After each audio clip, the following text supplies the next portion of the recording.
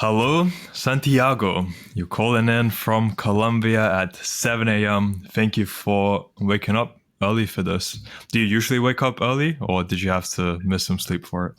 Yeah, no, I actually wake up pretty early, like 5:15, something like that. I go to the gym. I go for a Mhm. run as well. So yeah, this is usually the time I'm back home. Okay. So you've been gym already, right? Today. Yeah, yeah, already. I got the hoodie and everything. Okay. So in terms of lifestyle then, I mean, it seems like you've got things pretty well structured. Was it that way before you joined the real world or was that a change since joining? Not really, not really. Before joining the real world, I was probably around like 17 years old, something like that, and I was literally just finishing high school. I didn't really have like a path to follow, and I knew that I needed to figure out something because I've always felt like I had this inside of me that I wanted to be great. I wanted to do all these things, and I was like, I don't want to go to university. So one day, I guess just scrolling through TikTok, I saw probably like an Andrew Tate video or something. I don't really remember how was the exact way I found out, but it was Hostel's University at that time. And yeah, I kind of just like got into this whole like, oh, so this is a thing. So I can be like this man that's just great and does all this stuff. I can go to the gym. I can make more money, and yeah, I mean everything just started to work out, and I started making money, and I didn't go to university. So we'll get into that a bit later. For now, going back a bit to $50 is quite a lot of money in Colombia. What's the average wage there? Do you know? The average wage is something around like $200 $300 a month. So, what made you decide to take that leap to actually join Hustlers University at the time, considering how substantial of amount that is in Colombia? Yeah, so it was a tough decision, of course, because I was just a student. I didn't have a lot of money, so I had some savings for some like freelancing stuff that I was doing, some like really small stuff that I did. I had some money in PayPal. I was like, hey man, if I try, if it doesn't work, then it's fine. And I actually have an interesting story with this one because in my PayPal I had something like $600, which was a lot of money for me. I was like, cool, awesome. And I was trying to so when I was registering to purchase, it says that I needed a card just to guarantee the payment. And I was like, I don't want to add a card, so let me try paying yearly or seeing if I pay yearly, I don't have to put a card or something like that. And just by trying, I was like, oh no, never mind, it doesn't work. And I was going to go back to monthly, and I accidentally purchased a year of the whole thing. And I was like, oh my god, I just purchased like 400 pounds of this thing that I don't know what it is. I haven't tried it yet. And well, luckily, I mean, I knew that it was good for me. Like I was investing this money into learning something, but I was like, oh my god, I just purchased this thing. Horrible. It was a bad day, but then yeah, it worked out. Okay, so you joined Hustlers University again at the time. See all the material that's in front of you. What did you first choose to go into and why? So the first thing that I tried was e-commerce. So I started looking into what e-commerce was. I actually started a whole brand around it. I went like full with it. Um, yeah, I created a whole brand. I created the whole page, everything in Shopify, all that. Because why? Because probably creating this like company, this whole brand idea was really appealing to me. I found that really exciting, and having this colors and setting up the whole. I know that doesn't matter at all, but like the idea of just the colors of the brand and everything was really appealing to me. So I said, okay, let's try that. Um, I probably then step to this problem of Colombia not allowing drop shipping at all. So every payment was blocked. I couldn't receive any payments, and I ended up just like leaving it because there was like a legal barrier that I Mhm. didn't know about. So, but that was the first thing I tried. Okay. And then how did that progress? What did you move on to after, and how did that scale? Or yeah. So I quickly went into like, okay, I can't stop here. I need to find another thing. It's not going to work. Then let's try something else. And this is kind of funny because I tried a lot of things. Hmm. And the next thing I went was like Amazon FBA. So I was like, okay, let's try Amazon FBA. I did the whole thing. And I quickly realized that there's also legal problems with the shipments and the things and the whole legal. It's just a whole problem with Colombia. It's a little um, what with the word. It's just frustrating in general. Yeah. The same like PayPal is barely working in Colombia, and then there's no Stripe, there's no nothing, there's nothing, none of that. So again, a lot of issues with that. I end up like, okay, not Amazon FBA, it's fine, let's move on. And then after that, what I told you, I got some money before that I made freelancing. I was doing 3D art. I was a 3D artist for video games, and I was doing like small commissions. Like, oh, you want this little object? Here's $20. Here's that, and I did that through my entire last year of high school. So that's how I made those $600. And then I was like, okay, there's a freelancing campus. So I went in, I started learning what freelancing was, and by the time I wasn't really realizing that I could make money with 3D art at all, with like doing freelance. And then I started thinking, well, maybe if I reach out to these people and I say, hey, I can do this. Maybe if I make a portfolio, I didn't have a portfolio. If I can make this portfolio, if I can post in social media, if I can do this and that, I could probably start making more money. And that's what I started doing. I started just reaching out to people. Also, there was like a forum where people was posting, I need 3D art services, whatever. I was like, okay, hey, I can do this. And yeah, I mean, it started going pretty well. Feeling really comfortable with it. And and yeah, one day it was actually I signed to the university to actually like university because I didn't have it was like a timing thing where I was Mhm. like, okay, I need to go to university. So let's start there. I did the whole process. I had the interview, I have everything. It was done. It was set. I was going to university. And 7 days before the first day of university, I got my first full-time job as a 3D artist just like a week before. I was like, okay, I did it. And I canceled the Dropping whole out of thing university before even having begun. before even going. I dropped off it before even going. And yeah, since then, I've been doing 3D art and a couple more things in the real world, but we can talk about that in a bit. Okay. So how has that 3D art scaled for you? Are you comfortable revealing figures? Yeah, it's been going pretty well. I started doing like $3,000 a month. That was like my first salary. It was insane. Of course, here in Colombia, that's incredible. 10x average salary. Yeah, it was awesome. It was like instant. Like I did it. This is it. I'm going full. It was a relief knowing that I did the right decision to not go to university because here in Colombia, probably a 3D artist job will pay you same 300, 400, maybe $500 a month. And this was with a company from the US, so they Mhm. were paying in dollars. That was great. And I did that for about 3 months. And then they said, hey, no, we're moving everyone to Texas. We're all going to be in office. So you can move because you're 17 and the whole thing that Mhm. that implies. So I'm sorry, that's it. And that was like the worst moment, like, oh my God, I messed up, right? Whole of like at the time I didn't have the self-confidence that I Yeah. probably have now, believing that I can find a new job, believing that I can do better. So it was pretty tough. I was probably like really sad for 2 weeks or something.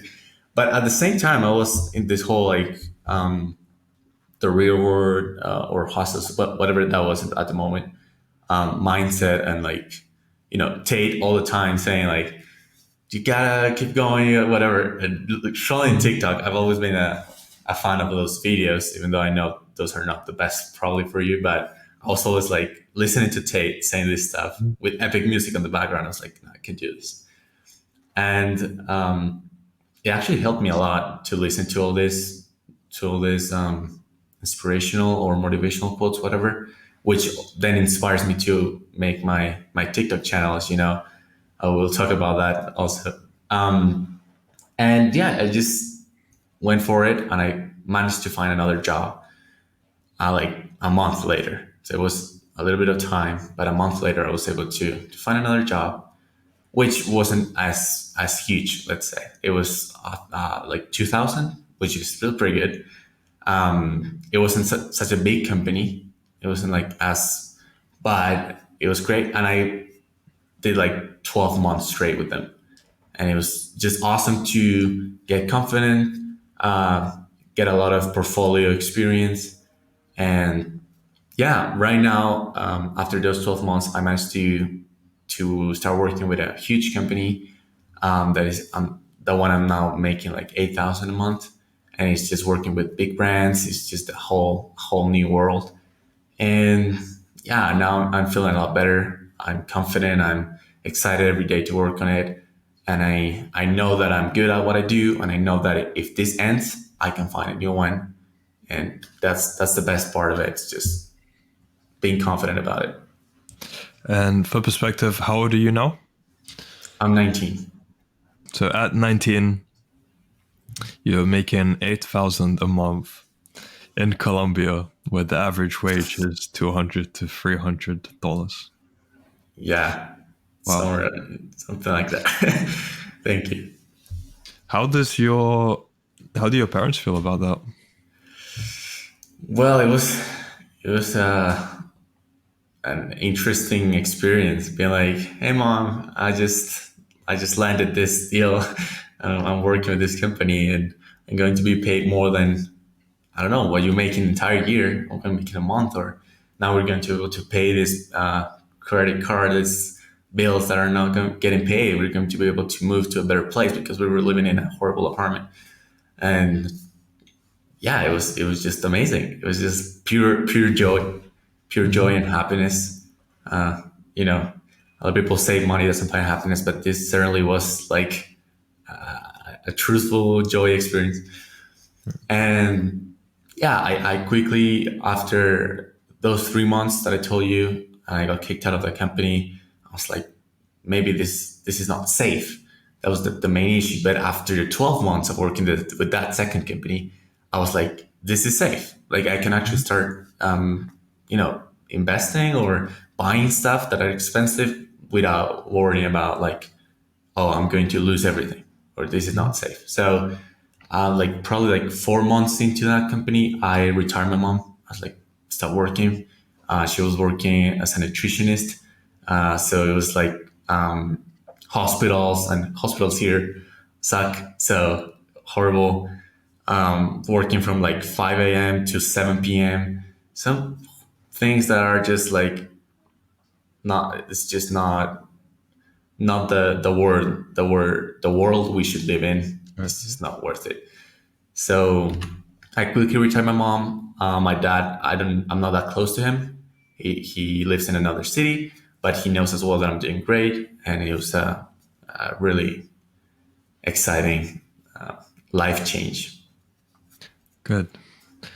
So that mistake of purchasing a year's subscription seems to have worked out very well, huh? I knew inside of me that it would work, but at the time I was like, the fact is, I just spent all my PayPal account on this thing that I don't know what it is. Right. It's unknown, but I knew that it was going to be worth it, Mhm. at least a bit. So you knew because from what you saw in Tate, you did trust him that his program would work for you. So I'd like a bit more in terms of what impact did Tate have on you since you found out about him? I mean, it has definitely been a huge impact, especially like in terms of mindset and fitness training.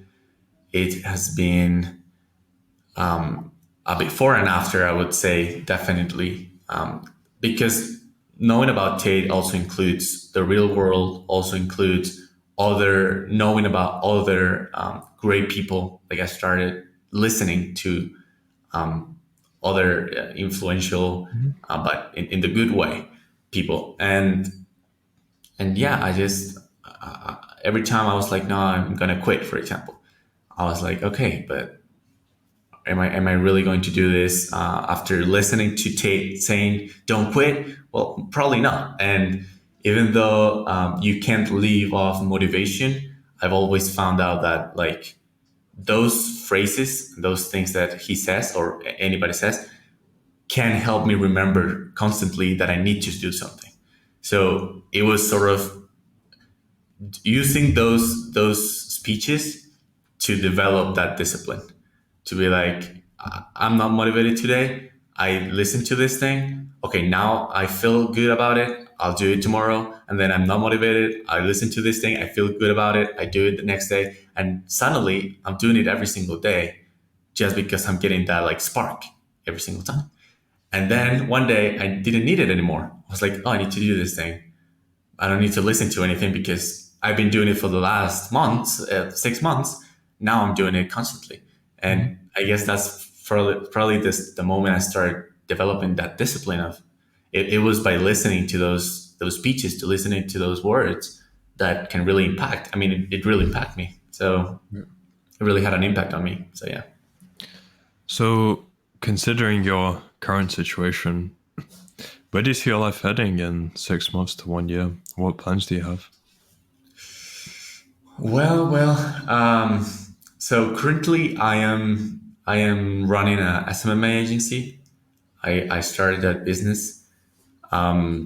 It's not doing any money right now. It's not doing any income, but I've been able to have a few meetings already and talk to new people, and it's going great so far. I mean, I'm doing email campaigns, I'm doing all this stuff, and I'm feeling comfortable. So my hope is in the next 6 months to at least land a client, hopefully multiple clients, while still working as a 3D artist, because I want to keep that income. I don't want to like drop the 3D art stuff to dedicate fully to a business, like I did with like I tried with e-commerce, like I tried with Amazon. And now I'm trying with SMMA, and if it doesn't work out, I'll try something else. But I'll try to make it work out, of course. But keeping always that safety of, hey, I got my consistent income, and I'm not going to just throw it out the window. But yeah, I'll probably just stay like that for the next 6 months. In terms of training and fitness, I've been into running a lot, and I'm trying to run half a marathon. Not really with a time frame or anything, because I haven't tried it yet, but just be able to do it. It doesn't Mhm. matter how much time, because it just doing it feels like a good achievement for this year. And yeah, probably I want to drop some weight, so probably lose around 10 pounds. That's what I want to do right now. Get shredded, get really, really like in shape. It's probably like my goal for the next 6 months. Good. Okay. So great to hear. I mean, again, it sounds so insane. 8K, where average wage is just 200 to 300. I mean, I know I'm repeating it, but wow.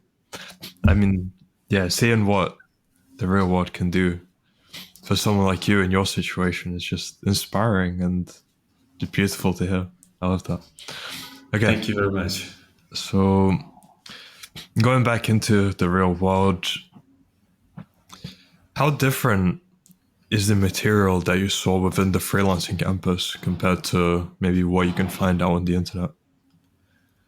Oh, I think this is a good one because when you search, for example, a YouTube video, you find one YouTube video, you find one person, you have one idea. And then if you look at another video, it's a second opinion, it's a second way to view it. When you're in the real world, you literally have the same information from the same people, and it's all condensed. You can go 1, 2, 3, 4, 5, 6, 7, check, check, check, check, check. It's just so much straightforward. There's barely like in any of the campuses, not only freelancing, like all of them, and I've got the chance to be like all of them. It's just so straightforward that it works out. And in a matter of probably days, I set up my whole e-commerce brand. In a matter of days, I set up the whole Amazon FBA account. in a matter of days, I had the whole freelancing thing going. It was just a matter of boom, this is all I need to do. It's everything here. I don't need to find anything else outside of this. So I think that's the best thing. It's not like there's some magical thing that's gonna make you rich tomorrow inside of the real world. It's all the information condensed in such an organized way that it's not magic. It's literally just the information. So that's it. That's probably the difference. Right. And did the Winch channel help you maybe to stay motivated? Were you looking at it before you were making that considerable income? Oh yeah, I stayed probably. Well, recently they launched the Victories channel, right? And that has helped me a lot too. I've been posting a little bit there, and just be able to see what the other people are doing, like if they're doing great financially or they're doing great like in fitness and all that stuff. It does help me a lot to be like, okay, so all these people are being great and they're making progress and they're doing good. I can like fall back. I can be like, oh, I'm lazy. I don't want to do anything today. And then I look at the victories channel. There's like people making money or doing great. And I'm like, no, no, no, no. I need to keep up. I need to keep going. Yeah. Good. So yeah, the Tate videos combined with Winch channel. I mean, unlimited motivation, right? Yeah, yeah, yeah. It was the spark that sometimes we need every day. Good. And were you interacting with the community throughout your time in the real world, or were you just focusing on going through the courses? I actually I haven't interacted a lot, and I know some people like doing that a lot. I was a little lonely there. It was just like, okay, just doing my thing. I'm not going to worry about that right now. Maybe in the future I will talk more with people, but I've always been like going through the courses, going through lessons, and not really talking to others. Recently, I talked to Professor Arno Mm-hmm. about some of the SMMA emails that I was doing, and I got some great feedback from that because I was doing two salesy email campaigns. And I managed to fix that, and now I'm receiving a lot more replies, a lot more clicks, everything. So that was great. But aside from that, yeah, it's just that. Good. Okay. Now, would you have an answer for what have been the three biggest lessons you've learned from your time within the real world? Well, I think that the first one that I can remember is the positivity and masculinity lesson that there is. I think that that's great for anybody, any man that goes into the real world. It's just crucial to do that challenge. I think that it's great for anybody. It also includes like training programs and everything. I have to say, so I've been, as I told you, in most of the campuses, and I've recently gone into the crypto one, and I have to say that crypto is a really good one in my opinion, comparing all of them. I think it's one of the best because of the way it is explained and the way it has like each one of the campuses has sort of the personality, I would say, of each one of the professors, and I think that the crypto one is really spot on because of the way that it is taught. And yeah, I think that's probably the one of the one of my favorite ones. But I'm not really sure about. Well, business mastery, I did most of it, and I really liked it as well. What did you learn from the business mastery course? So I think one of the main things that we usually think is that the client is like this god that we need to like, please buy me, please respond to me, trying to, and it was really helpful to understand that my position as a service provider is that I am the one who is providing the service, and maybe they're the one reaching to me. And if I have this scarcity mindset, I'm not going to sell to anybody. So it's not about being like arrogant. It's about knowing like my value as the provider, even though maybe I don't have any clients, but having this posture of I am the one leading the conversation. I'm the one that's going to explain you how this whole process. I'm going to drive you through this whole thing, without being like arrogant. What I'm saying, like without being like, oh, I'm superior. No, it's about being at the same level. And the problem usually is you think you're below. You're like, oh, maybe I need to say this or try this for them to feel that it's a good idea or to appeal to me, whatever. Um, I've always found that the best way to go with it is just knowing your value and knowing that you know what you're doing. And also, I think that the one of the most important ones is the social skills and sales superstardom, Hmm. because knowing how to like express yourself or talk. I'm still trying to improve a lot on that because English is my second language, and it's been a little hard. But yeah, just understanding a little bit about the psychology behind it, it has been really, really, really useful. Right. I mean, in terms of English, you've been doing very well throughout the interview. Like no problems from my side. So definitely, I Okay. mean, if you're saying you're putting in work into it, then it's definitely bearing fruit. So for my final question, for people who are still unsure about joining the real world, maybe they're thinking it's a scam for those $50. What advice would you have to them? I would say that most of the times you would spend those $50 on something that will not help you. It's really easy to buy some new pair of sneakers, to go have some dinner with friends, go partying, and just spend those $50. If it doesn't work, then you just lost a dinner outside. You just lost maybe, a new pair. I mean, sneakers don't even are not even worth $50, but you get my point. It's really for the amount of money that it costs. It's really just worth it if you're looking to improve yourself and you're looking to grow personally and financially.